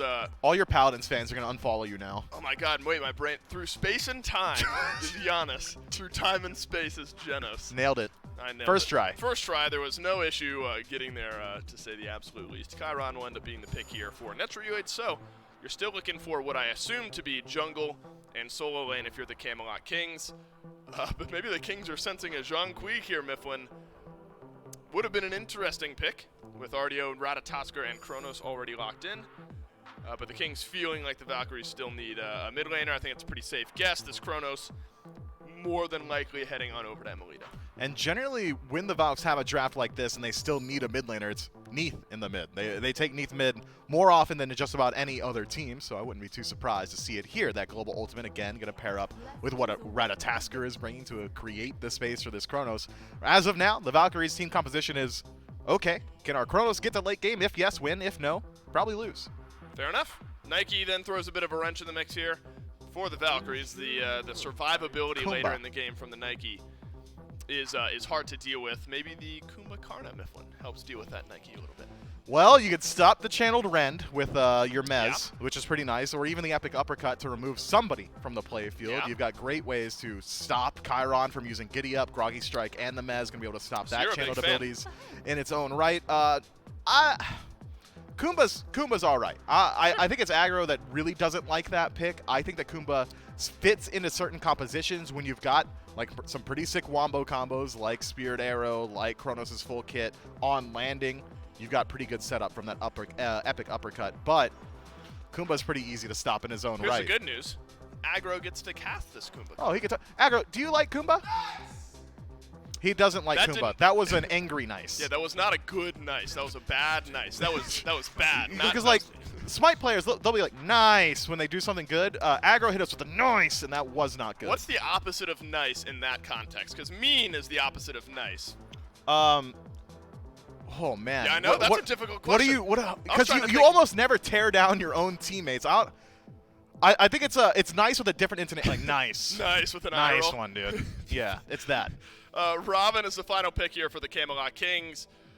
Great early game pressure for Captain Twig. I do want to talk about the Neith, though, before we talk about this Kings draft here, Miff. You called it something that the Valhalla Valkyries have liked to play in the past. Back to some normalcy as far as the Valkyries go here for as game close number as they 2. come. What we usually see Zeros do, right, is you just let that ultimate fly, and then Ratatasker hopefully close enough to make that ultimate have an impact, and you kind of just pile on one person. And so I imagine, Miff, you are feeling more comfortable in the Valkyries' ability to win this game than you were in game 1. I would say that this draft is infinitely better than their last one. I mean, they've actually got some game plans, I'd say, coming into this one. You could go towards early objectives and utilize this double hunter composition. You've got great space creation between the Artio and the Kumbhakarna. Ratatasker can act as that bridge into the late game with that global presence. All of this adds up to a cohesive composition, which is more than I could say of last game. Terra, Raijin, Chiron, Nike, Robin is what the Valkyries are going to have to be dealing with here, Mifflin. And I want to pick up right where I left off before pivoting to the Valkyries. Robin for Captain Twig. On a pick like this, do you feel like Twig has to be active in the early game, especially given some of what you just said? Double Hunter for the Valhalla Valkyries. You might be able to find early objective pressure with that. Does that give extra emphasis on Twig and his ability to be on the move early on in this game? I want to answer this question because there is nuance to it. Okay. Robin scales incredibly well into the late game currently with a build pass available to junglers. If you go in the entire Maze Tree plus Heartseeker with like a Bumba Spear, you scale pretty well. You've got great 1v1 potential. But against this specific composition, I would say that this Robin should get involved early. Does he have to every single time? No, but this time, yes. All right, so production, and we're going back to Mifflin here in a second. Mifflin, I said earlier on, if something happens, usually a remake for the Valkyries, I would let you handle it. Yeah. And this is maybe a bad test of my own leadership. Mifflin, I will allow Well, I'm you. the leader. I will allow you Yeah. to handle this remake here. Go ahead. So I'm going to walk us all through the thought process here because we've got time, clearly. No, we're going to a break. We don't have to, is the thing. I could keep you here the entire time as it is my call. And I think the chat would agree that it is more entertaining for us to talk All right, than it is to Mifflin go to a has pause lost screen. all of his responsibility on the desk. We are doing I'm sorry, a quick chat. remake here I of tried. Valkyries versus Kings, game number 2, right after this.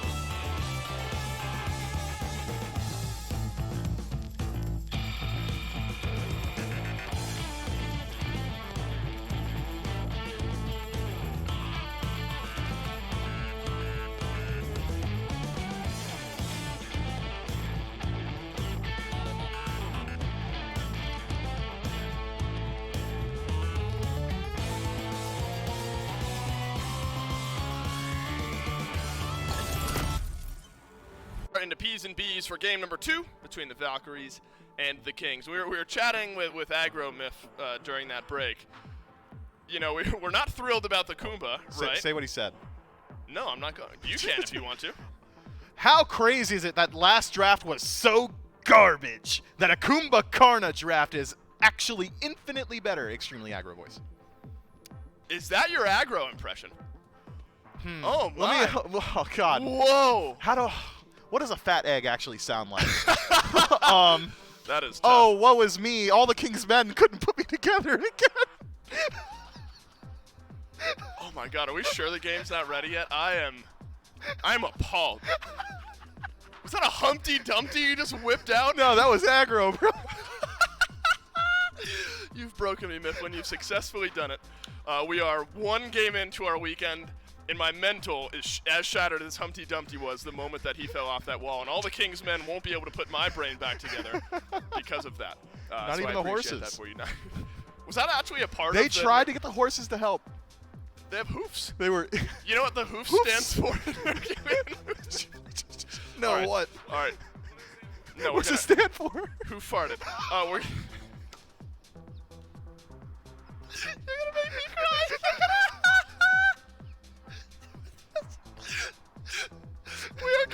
We are completely off the rails.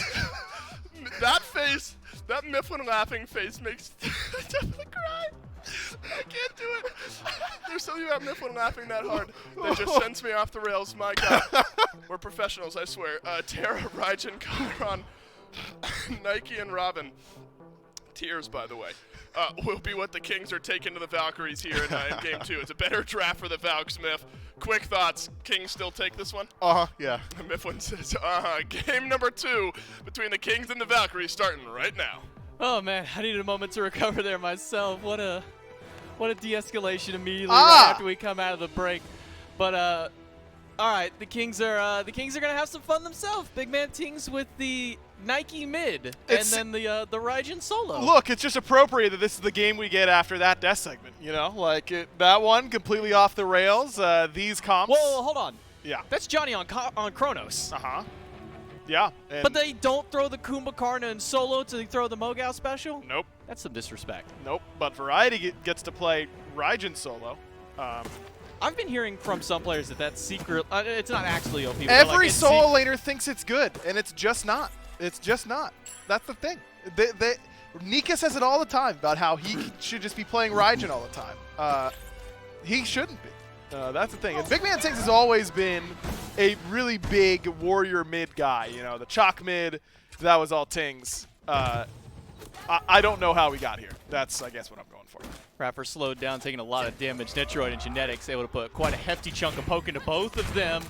And one more ability from Netroid puts Rapper in the sleepy passive. Twig blinks in just in time to save Big Man Ting's life. Genetics able to get first blood up over against Rapper there in that dual lane. Ting's almost falling for a first blood of his own. I wonder why Genetics took it instead of Netroid. I mean, obviously, you want that. He was under the tower. Yeah, he's under the tower. So, well, you know. I can't believe I'm going to nitpick on who gets first blood in a game with Nike mid. That's on me. Continue, J-Mac. Nah, I think that's just honestly a fair question. Like, Genetics had to walk under tower. Probably took at least 2 tower shots to do it, but maybe it's just him flexing up a little bit. He's fine. You know, he's full health. Okay, well, gonna go. Luckily for us and for you at home, we get a replay to see exactly how he managed to get that kill of his own. Obviously, look how deep he is under the tower. Yeah. Okay, so third auto comes through. Genetics waits for the last one, then walks in to get the scumbag hit right at the end. Yeah, Emilito just fine. That was all him. Like, Emilito just needed it. Like, I don't know. Yeah, he was too low to body block a lot of them. Tried to get in there and body block the last one or two from Netroid, but Genetics, I suppose, making sure that it goes their way is an acceptable way for that to go. He does sit down in the passive for quite some time, and at this stage, you don't really have any attack speed in the build, especially with the path that Netroid has gone on the Chiron. There's no attack speed, so maybe Genetics was just worried that the passive would come back up before he had the chance to actually get him for the kill. So maybe it is just Genetics securing it and making sure that it does go down. Yeah, well, it's still first blood for the Kings either way. And I mean, the Kings, I'd imagine, are not going to have a whole lot of mid priority because they've got Nike in the mid lane, but her skirmish is always going to be very strong, especially with that Bumbas can pretty easily secure some of these camps like mid-harvest. Genetics steals away the purple buff with the wall dash combo. So that'll be another buff stripped away from the Valhalla Valkyries. Zeros in the mid lane. Was having a good start up against Big Man Tings, but Big Man Tings now level 4 with decent amount of clear to this Nike and a lot of pressure up against this Neath. Has been pushing him back under this tier 1 tower. A little bit of sustain comes Zeros' way via the way of Unravel. And Captain Twig, who almost fell earlier, is doing just fine now. Johnny on this Chronos jungle, of all the mage jungles I've seen, I don't think Chronos jungle is one that I've seen pop up there before. Not very often, I would say, because it doesn't have the greatest clear, but with Bumba's being buffed and, you know, upping your clear speed pretty heavily, you know, the Time Rift is a pretty low cooldown, and low cooldown abilities usually end up clearing pretty well, especially when they do a good amount of damage. Speaking of which, ML nearly just got absolutely clapped by Genetics. You know, Chronos jungle's probably not that bad. Question mark? Question mark, yeah. It's probably like fine or whatever. It can do things. It can do things. He's got a stun. He's got damage. He's got a rewind, but he has the rewind pretty much anywhere he goes, so not sure how much that helps him as far as the jungle is concerned. But going for an early Doom Orb, as he does have the tier 2 towards it, so he'll get a little bit of extra movement speed running about through the jungle. Solo lane, we get to see the Raijin Artio matchup, something I did not think I'd ever get to say in my entire life, and this is coming from whenever I was casting Collegiate Smite a long time ago, and that was when I got to see Crit Guan Yu solo. So I've seen a lot of things, but a Raijin solo is not one of them. No, and you know, normally they end up building a little bit hybrid. You know, you'll see something like a breastplate. Obviously not in this matchup because it's up against a magical, but you know, going for a little bit of a tankier build, usually very high in cooldown, just trying to be a nuisance with all the slows and being able to dash in a little bit more often with the mez, things along those lines. We'll see what direction Variety wants to go, but I imagine he is not going to be building full power necessarily. Zeros will take a bit of poke from BMT, but they'll both be able to equally clear out that mid lane. Raffer will rotate out of the dual lane as there's not much more he can really do to help Emilitu here. Netroid is able to solo steal a purple buff away from him, and Genetics is just prancing about the jungle, I think is the best way to put it. He is just going back and forth between back Harpy camp on that left side and the lane, and he'll get spot on a ward. Emil will walk right past them and be able to dash away from them, so Emil will be safe, but again, losing his buff earlier on, now has to face 2 members of the Kings inside of his lane. Not going to be able to do, probably not going to be able to do nearly as much as he did last game on this Ratatosker. No, I mean, it's an easier kill matchup at the very least. Like, you can actually kill Chiron with a Blink Engage, whereas you can't really do that up against Jingwei, so in that sense, maybe it is better for him overall. Raffer gets the mez. Big Man Tings goes in with the Blink Ultimate. Finds Johnny. Zeros uses the backflip to get away. Johnny, you can only depend on his rewind if he needs an option to get out. He'll take a lot of damage and use that rewind, so right back into the middle of all of them. 2 of them surrounding Captain Twig's Genetics, but he gets a nice stun against 2, forced the overhead kick out of Captain Twig, and a triple mez followed by a double root from Zeros will make sure that the Kings have to back off. But Ducky's here, gonna get the stun. Okay, I guess we're not gonna get the stun. Instead, we're just gonna bear swipe, you know, a little bite claw action as bears like to do, and then just let Big Man Tings jump away. These sorts of little skirmishes, you know, normally I think the Kings are pretty heavily favored, but you know, a good rewind, some good peel coming from Raffer, a 3-man mez.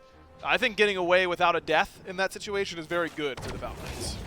Raffer, he'll just barely squeak past that wall, but he's got 3 of them staring him down. He'll be able to get just enough distance to get away from the 3 of the Kings. The dual lane will go back to farming. Em will push very far up. Hits level 7, and still has that ultimate just in case he does end up needing it. Netroid will be able to full clear out this wave and stare down his opposition. But Raffer back in the middle of the jungle will get the mez just against Captain Twig. Ooh. Wall just off the mark there by Genetics. A little slow to get the stun against it. Emilitu now round 3, giddy up from Netroid, the root from Twig, not enough damage. Emil does make it up. I think he's onto dead. Cosmos. Is he? Yeah, masterful shots on him. He does have it.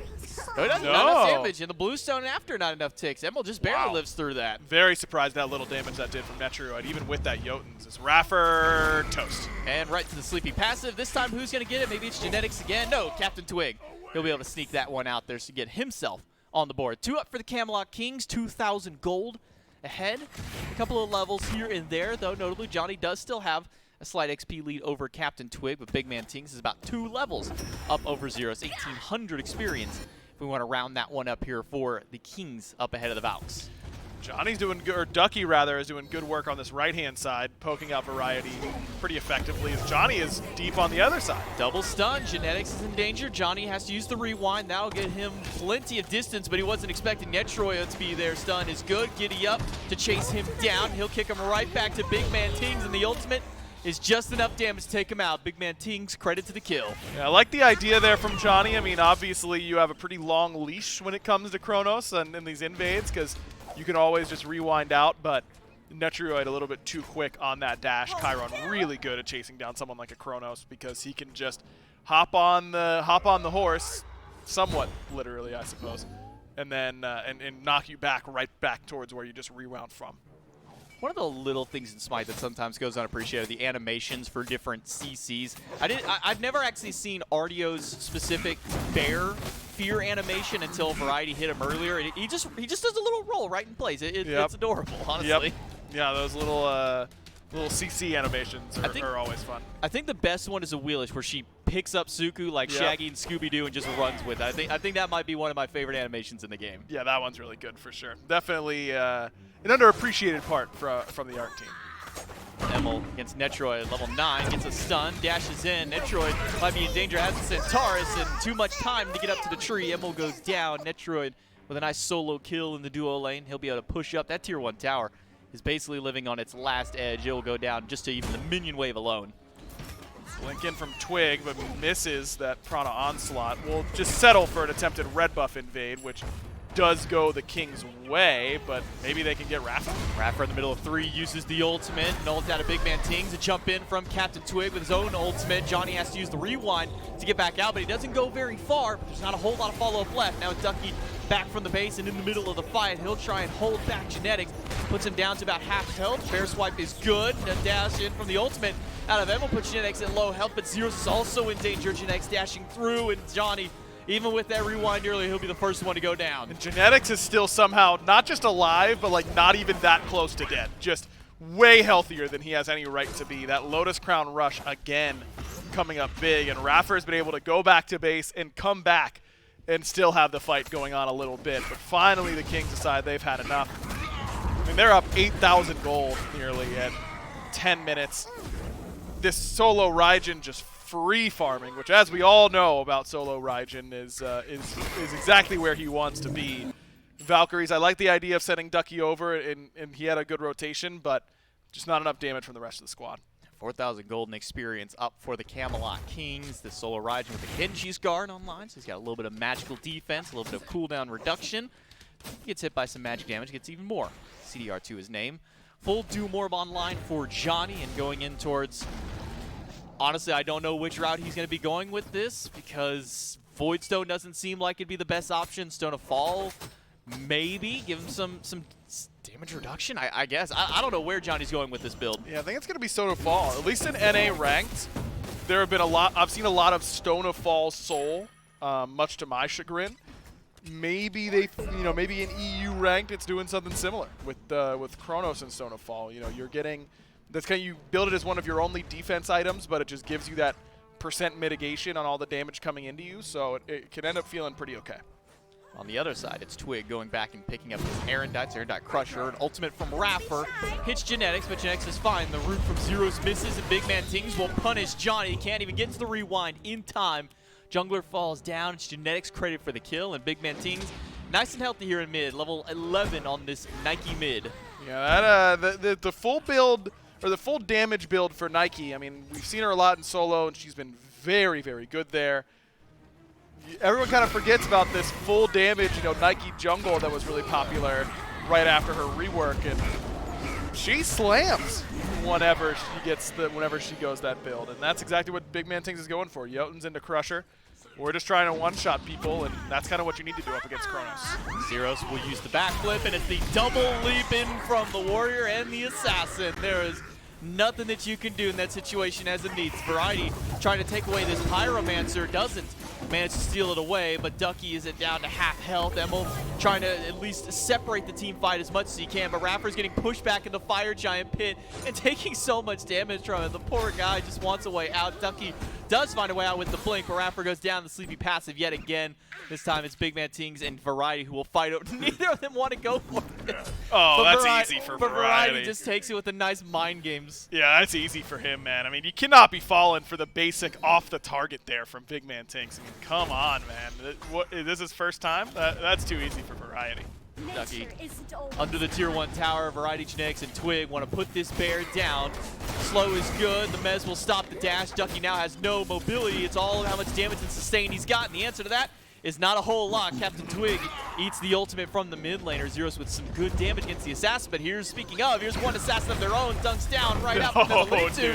But in the middle of everybody, Emil has enough damage to get one. Can he get a second one? He used the dash to get away from everybody. But look right behind. Raffer is on the way, but the minions are slowing him down. He can't get the blink because of it. Variety is trying to chase him, but Emil is just going to go right back in, gets a stun, gets some damage. Raffer with the epic uppercut. Emil might just make it out of here. No, Taiko drums are good. Variety does clean that one up. And here comes Big Man Tings for the guaranteed cleanup onto Raffer. Good attempt there from Emilito to end up surviving. Did end up getting two at the very least with help from Raff, so not all bad. Is Raffer out? He might be out. Look, it's Kumbhakarn, man. I'm curious, how many points in that Mez does Raffer have? Because that felt like it was a pretty decent length of time that they had to get Mez there, even with any kind of extra, crowd control reduction. Blinking from Johnny. Netroid is surrounded by two. Who's going to get the kill for this? He'll go up in with the ultimate, but he's going to get the revive because of it. No, now it's just Netroid don't let it versus happen. Johnny. The 1v1, the stun is good. Netroid goes down. Time rip for Johnny. Okay, Enough thank to secure goodness. it. Thank goodness. He almost 1v2'd him right there, because if he gets that giddy up off, he's out at the very least and would have lived. But Johnny with a well-timed stop time ends up getting the kill. But still impressive from Netroid to win that little skirmish and trade 1-for-1. Chiron does a lot of damage with this build, even in the early game. I think because how long it's been since we've actually gotten to see Chiron, people kind of forgot just how much damage he does. And when you throw how good all the Mace Tree is, Transcendence that got buffed, he kind of swings. Well, so does Big Man Tings on this Nike. So much damage right back to Emil. He'll have to dash away just to get back to safety. Genetics and Captain Twig on the left side of the map. Zero's charging an ultimate, but he'll fire it off to the right against Variety. The cripple makes sure that Variety can't dash away. Ducky gonna get taunted, or feared back, I should say. Variety makes it back under the tier 1 tower of his own. It's Big Man with no mana. Captain Twig and Genetics in the mid lane, and Mr. Crush to hold Zeros in place. Zeros mitigates some of that damage, but not enough of it. A good root burn Genetics will set up for the kill for Captain Twig. Zero's really getting the Neath treatment right now. Raffer will end up falling eventually, but on the right, maybe Variety too? Variety goes down. Emil with his rotation, but it's going to be a quick trade out. No, he actually did get any damage. The Chaos Tower able to get the credit there as a tier 2 tower gets itself on the board this game. Yeah, I was really excited to come in and cast today, J-Mac. I didn't get to cast it all last week, and I was like, yeah, hopefully there will be some good games. And this is another way to have a game go. It's good in some ways. That's what I would say. It's good in the sense that it's fun, and that's what video games are meant to be, fun. Genetics not having a whole lot of fun up against an RTO stun just off the mark by Johnny. Genetics, he will go down. So Ducky does get credit for the kill. Finally gets himself on the board. Ethereal Staff, actually the third item here out of Ducky's for a little bit of extra power to this RDO. I mean, you're going to be brawling, and you have no threat of dying to Variety ever, because he's going full tank Raijin, as we discussed. So it makes sense to me. I'm a little worried about Ducky getting kind of destroyed by Netroid, Captain Twig, and Big Man Tings, but he can get some physical defense later on, let him have his fun over here in the solo lane and actually do some damage. I'm curious where Variety's going to close out this this fortified scepter that he's built. If he's going to go for the Gem of Isolation, does he go for an Ethereal Staff of his own? Only time will tell. I mean, E-Staff is unequivally better. Right. But that extra slow when you have Raiju out there, yeah, too. Gem is more annoying. It's definitely more annoying. Emil's, well, he's not making it out. There's 3 kings there, and he's deep in their territory. Probably not a place that you want to be as a lone Ratatasker level 14. On the left side, Netroid level 16, 2 levels up. Finish stacking that Transcendence. Variety just Getting to feel what it's like to be a mage in the solo lane no matter what. Oni Fury started up. Ultimate from Zeros is good to get some damage, but not enough to get the Fury. Raffer blinks in pretty late. The Mez will at least slow them down, but Raffer probably not going to make it out of here. No. Maybe his passive's up. That's just bullying. And we get to see who gets the kill. This is a three-man bout. Okay, so now's where it gets interesting. Okay, so who's gonna? It's all about who gets that second one. Smart from Genetics. Smart by That's Genetics. Why he's the support man. That's why he's the big brain on the team. That's the most exciting play of this game so far. Johnny, can he make it out? Big Man Ting's missed that third swipe of the Ren. Root from Zeros is good. Johnny just needs to run. He just like stood there and allowed himself to die. Zeros backflips, and that's pretty much gonna seal his fate. Genetics roots him out. Ultimate is good. Oh my god, that did so much damage. Thank you, Terra Ult. Yep, Terra Ult good. Killing people also and full saving damage, people. Also full damage Ren.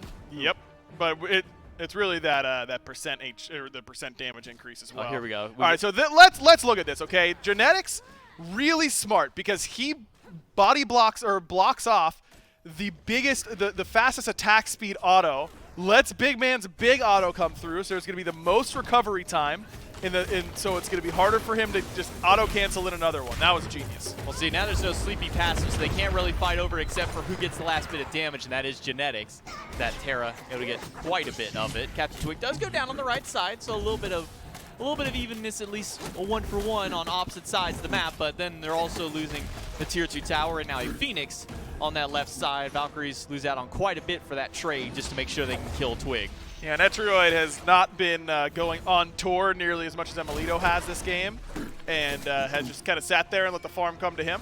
And as a result, he is big. He's got a lot of experience, a lot of gold, and can pretty easily take those down. Not as much experience in gold, though, as Big Man Tings, who is now level 19 on this Nike, and about 4.5 levels up on Zeros. Seems like Emil and Johnny have role swapped now, because Emil has the speed buff, and he's the one in enemy territory, and Johnny instead is taking a purple buff and sticking to that left side. So now with Emil with a little bit of extra fire, says, you know what, Johnny, just take a couple of waves for yourself. I'll try and do some of the lifting here in the jungle, but he's gonna need to do a lot of lifting to help the rest of this team out. Zeros gets hit by 2 hits to the Centaurs, the third aegis out, so he'll live with a masterful shot. The guaranteed hit afterward is enough to take him down. Netroid gets that. It's 19-6 on the kills. The Kings have a near 10,000 gold lead up over the Valkyries here, just shy of 20 minutes. Yeah, poor Zeros, man. I mean, he goes neath a pick that he plays and usually does pretty well on, and then he gets Chronos jungle, Rat ADC, and so the Kings can so easily just disrespect him on these dives and just kill him over and over again. Ducky alive for not much longer. Genetics is here, and that usually spells doom for whoever is around him. Netroid gets the last hit. Emil will dash away, but it'll be a giddy up from Netroid. They dash in from Variety. Look at that get some damage against the Ratatosker. That was, honestly, that was more damage than I thought he was going to do. Emil, he'll crash in the middle of 4, but and he's back. That's probably going to be the end of his life. Variety puts some good damage on him, but then again, it's also not a mid lane full damage Raijin, so maybe Emil does get out of this. Oh no, Variety's got him. Meanwhile, Big Man gets soloed by Johnny, so the Valks have that going for him, which is nice. You gotta hit those basics, Variety. Emil dashes away, Fire Giant goes to the Kings, Raffer will mez 3, and, well, they get a... They're just... Okay, now they're... That was the ultimate mind game. He threw... First hit a percussive storm, and I think he canceled it before the actual attack even went through. Yeah, then he thunder crashes over the wall. That was nice and cheeky. But hey, I mean, the Valkyries, Johnny's getting farm, all right? So body block him. That is huge. That Johnny gets the solo kill, a big shutdown onto Big Man Tings, a bunch of waves over there. He's now level 19. He's probably got enough gold to like finish a full item in his inventory based on how long he was out there and that solo kill. Yeah, 2,700. So 4-item Chronos nearly to his Bumba's hammer, which is really annoying and hard to deal with, or Bumba's spear, both pretty good on him. So we'll. He's sitting on 1,500. What is he? Is he just waiting for the spear? Yeah, he's waiting for his upgrade. Oh. Yeah. I'm about to say, because he got tier 2 of the ring, and he should have had more than enough to buy a full ring. He's still holding. No, he went out. He went back out in the lane. He got the tier 2 ring and then left. I guess he just wanted to get that extra farm. He needs level 20. That's true. That is true. Buy his upgrade. Yeah. That is true. That's the game plan. So that's the Valkyries putting all their eggs in the level 20 Chronos basket, and probably rightfully so. That's kind of their only win condition. At this point, Maybe you can do the quick math, because I'm not going to try and do it. Maybe I shouldn't try and bait you into doing the quick math. How much extra power has Kronos gotten from his passive at this point? Would that be... Some. Some. Yep. There you go. Did the math for you. More than 0? Correct. Less than 1,000. Probably less than It's a pretty good window. Yeah. Emil doesn't have much of a window of... Well, he's got a pretty good window of escape. He does have ultimate. He can always get out if he wants to, but instead it'll be him and Variety boxing, while the rest of the Kings go for this mid lane Phoenix. Emil does use the ult, so he'll make it out. Ultimate Genetics and a dunk in for half of Zeros' health. Captain Twig might fall here in the process because of it. He does go down. Johnny credit for 1, but Genetics gets Zeros, and some good damage out of Genetics under the mid lane Phoenix. But he'll be down to about a quarter of his own health. Emil is back, and Emil, he's gone. As soon as he joined the fight, he immediately gets put back in the fountain. Netroid with the double kill. Genetics goes down. Raffer credit to the kill. Big man Kings will zone Ducky away, but it's Raffer against Variety and now Netroid. But who's going to get it? Who's got the better damage? Well, all right, here we go. Sleepy passive. Now it's the Spacing ultimate. out the mez. Yep. I would not be surprised if they let him get Throw back it up off. just to Yep. go for the kill after. Yep. Man, Variety is really just baiting Come everybody on, with this. guys. Have we never played? I mean, I guess you don't play Look against at him Kumba pop that off. often. I saw the pop-off in the player cam. I mean, I get it. You don't play against Kumba like ever, but that you got to be ready for it, especially after he did it earlier. I'm sure they played against some Kumba, especially if they're playing the rank scene up against like Mogow here. But Camelot Kings want to close out game number 2, close out the set under the Titan room. Titan down to a quarter health, and it's an ultimate just to make sure they get one more kill, just for their troubles here. Variety almost goes down to the Titan. If they Zeros don't end, makes it I'm back fighting. in. Netroid has the Centaurus, got some good damage. They need to get Thank the kill God. here, and they will end it out for your sanity and for mine. 27-9 reads the final kill count, and the Camelot Kings take the set 2-0. As expected, I mean, the Kings needed to win that set in order to keep their top 2 hopes alive. Valkyries officially end the round-robin portion of Phase 3 without a win, hoping that they could put something together in time for the group stages. But the Kings, there isn't much to say about that game. Kings win, as expected. They have to wait and see what happens in the set later on today and what happens tomorrow to find out their fate. Yeah, the Kings do their part in getting their win. Now they got to wait and see what lies in the wings for them. Camelot Kings up with the win here. We'll take it to the desk right after this break.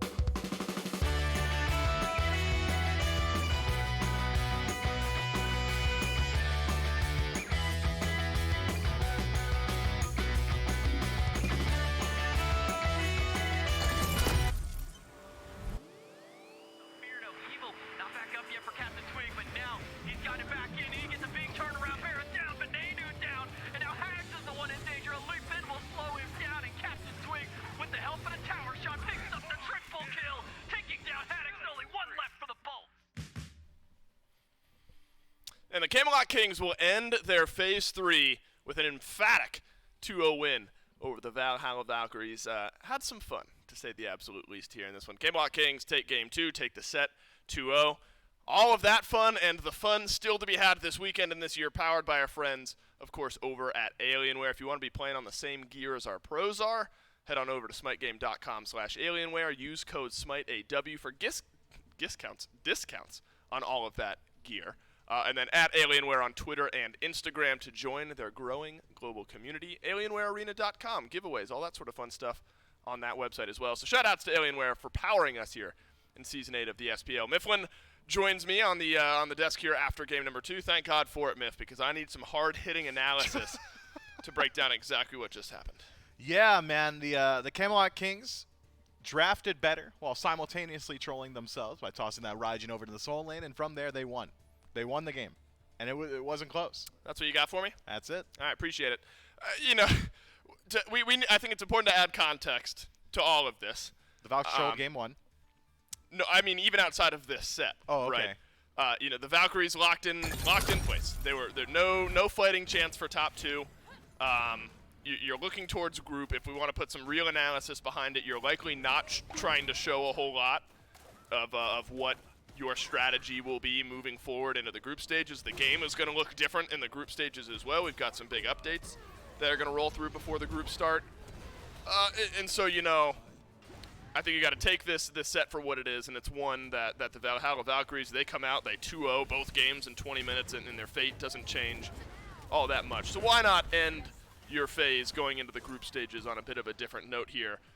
Good news is for a couple of the Camelot Kings players, as well as the Valkyries players, is we got to have some role swaps here in this one. Not necessarily in different lanes, Miff, but Variety maybe showed us why Raijin solo is the new age S-tier god in the solo lane. Is that your takeaway? Oh yeah, look at this. He last hit that. Hey, he did it a couple times throughout this one. I mean, yeah, mage solos can work, but you're generally training out a frontliner, and in most compositions, that's not something you want to do. I baited you into real analysis. How are you doing me that? Why are you doing me like that, bro? This is great. I baited you into analyzing that for your serious. Bit. Look, he's 5-1-4. That's pretty good. Not too shabby. Is that the build you would have gone for on? I guess it went away kind of quickly, but. No, that build was super soy in that there was defense in it, and I'm all protein damage. Got it. So if you're is playing soy protein? Soy is a form of protein, yes. Darn. You've played yourself, Mifflin. You've done it to yourself. I know, unfortunate. BMT got to play Nike mid lane, and so literally kind of role swaps there in that regards. I think the important takeaway here, Miff, and we'll get to a little bit of this further on, is that if you're realistically adding, a win now for the Camelot Kings, that the Kings did what they needed to do in order to keep themselves in contention for a top 2 spot after this weekend, which will allow them to pick groups for their opponents. So in all reality, the Camelot Kings needed to win, and the Camelot Kings did win. The Raijin player himself, Variety, with me for the post-game interview here. Variety, I imagine you had some fun there in game number 2. Raijin solo. We may be eyeing the mid lane for next season. Are you happy over there in the solo lane? I can play any role. I can play mid. I can whip out the mages in solo. I can play ADC, whip them there. So yeah, I can. Maybe it's a role swap next year.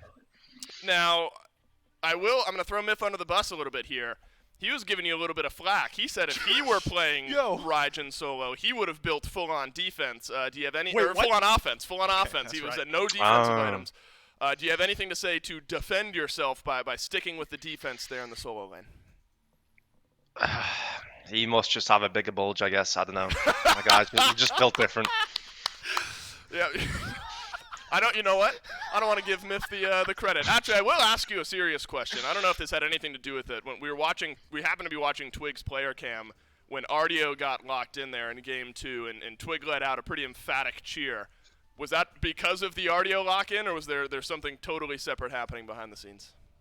No, that's just because of the Ardio. He just loves playing against that god.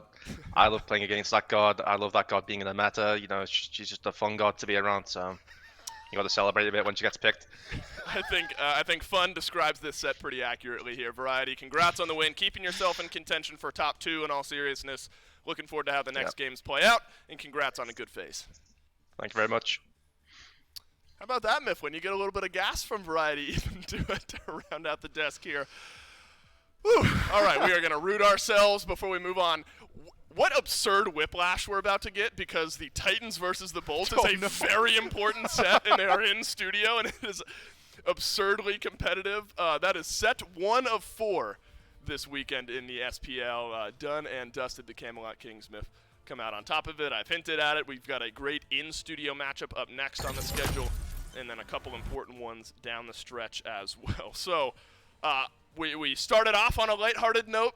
Yep. But it is time to buckle down. We've got a big one coming up next. Yeah, man. The Olympus Bolts up against the Titans. Not only is it in studio, but it's slated as the match of the week. This one has a lot of very serious seeding implications, specifically for both the Bolts and the Titans, trying to boost themselves a little bit here. And the Kings, well, they might be out of their hands, but they've done what they need to, right? They have done what they needed to do, as shown by the standings here after the Camelot Kings' final matchup. Valhalla Valkyries unfortunately unable to grab themselves a win, though outside of this game, if you're looking at their past 2 matchups, the Valkyries were able to push the Oni Warriors and the Scarabs to 3 games.